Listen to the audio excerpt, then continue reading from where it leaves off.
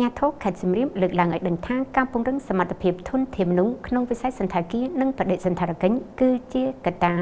ដ៏ចាំបាច់ឆ្លើយតបនឹងទីផ្សារទេសចរណ៍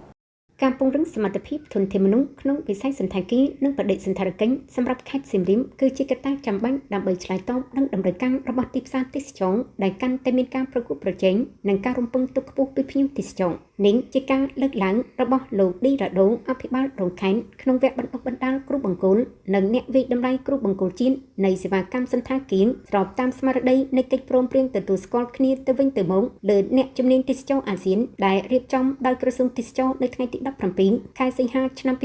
2026លោកឌីរ៉ាដូបានបង្ហាញឲ្យឃើញថាក្នុងនាមរដ្ឋបាលខេត្តសៀមរាបសូមសម្ដែងការគាំទ្រចំពោះក្រសួងទេសចរស្ថាប័នពាក់ព័ន្ធវិស័យឯកជននិងដៃគូអភិវឌ្ឍក្នុងការបន្តលើកកម្ពស់គុណភាពសេវាកម្មនិងការអភិវឌ្ឍធនធានមនុស្សក្នុងវិស័យទេសចរលោកបានលើកទឹកចិត្តដល់សិក្ខាកាមទាំងអង្គសូមខិតខំយកចំណេះដឹងបទពិសោធន៍និងជំនាញពីវគ្គបណ្តុះបណ្តាលនេះដើម្បីយកទៅអនុវត្តនិងបន្តចែករំលែកដល់អ្នកជំនាញនិងបុគ្គលិកទេសចរនៅតាមស្ថាប័ននិងអង្គភាពរៀងៗខ្លួនឯកឧត្តមឈុនមេក្រាំងអគ្គនាយកគ្រប់គ្រងឧស្សាហកម្មទេសចរបានមានប្រសាសន៍ថាវគ្គបណ្តុះបណ្តាលនេះមានសារៈសំខាន់ខ្លាំងណាស់ក្នុងការលើកកម្ពស់វិជ្ជាជីវៈទេសចរតាមស្តង់ដារអាស៊ានឯកឧត្តមបានផ្ដល់អនុសាសន៍កណ្ដឹងដល់សិក្ខាកាមឲ្យយកចិត្តទុកដាក់ខ្ពស់ក្នុងការសិក្សាគោរពវិន័យនិងត្រៀមខ្លួនយកចំណេះដឹងទាំងនេះទៅបណ្តុះបណ្តាលដល់បុគ្គលិកក្នុងអង្គភាពរបស់ខ្លួនដើម្បីរួមចំណែកផ្ដល់សេវាកម្មជូនអតិថិជនប្រកបដោយគុណភាពនិងស្មារតីទទួលខុសត្រូវខ្ពស់លោកជួបរតនាប្រធាននាយកដ្ឋានបណ្តុះបណ្តាលជំនាញវិជ្ជាជីវៈទេសចរបានឲ្យដឹងថា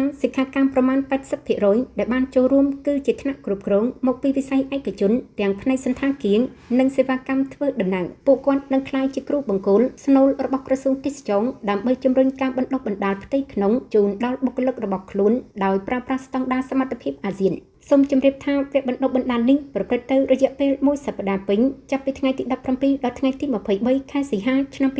2026ដោយមានការបង្រៀនផ្ទាល់ពីគ្រូបង្គោលអាស៊ានដែលមានការទទួលស្គាល់ពីលេខាធិការដ្ឋានអាស៊ាននិងក្រសួងទេសចរសិក្ខាកាមនឹងទទួលបានការបណ្តុះបណ្តាលលើចំណុចស្នូលសំខាន់ៗរួមមានការយល់ដឹងពីកម្មវិធីបណ្តុះបណ្តាលស្របតាមស្តង់ដារសមត្ថភាពអាស៊ានការស្វែងយល់ស៊ីជម្រៅពីប្រព័ន្ធបណ្តុះបណ្តាលនិងប្រព័ន្ធវិតម្លៃផ្អែកលើសមត្ថភាពជំនាញរៀបចំកញ្ចប់គុណវិធីនិងការប្រើប្រាស់ប្រអប់បណ្តុះបណ្តាលអាស៊ាននិងវិធីសាស្ត្របង្រៀនវិធីសាស្ត្រវិតម្លៃសមត្ថភាពនិងការរៀបចំផែនការមេរៀនសិក្ខាកាមទាំងអង្គតម្រូវឲ្យឆ្លងកាត់ការវិតម្លៃសមត្ថភាពយ៉ាងម៉ត់ចត់ដើម្បីធានាបាននូវគុណភាពនិងភាពជាម្ចាស់ការលើការផ្តល់សេវាកម្មទេសចរកម្រិតស្តង់ដារអន្តរជាតិមួយនេះ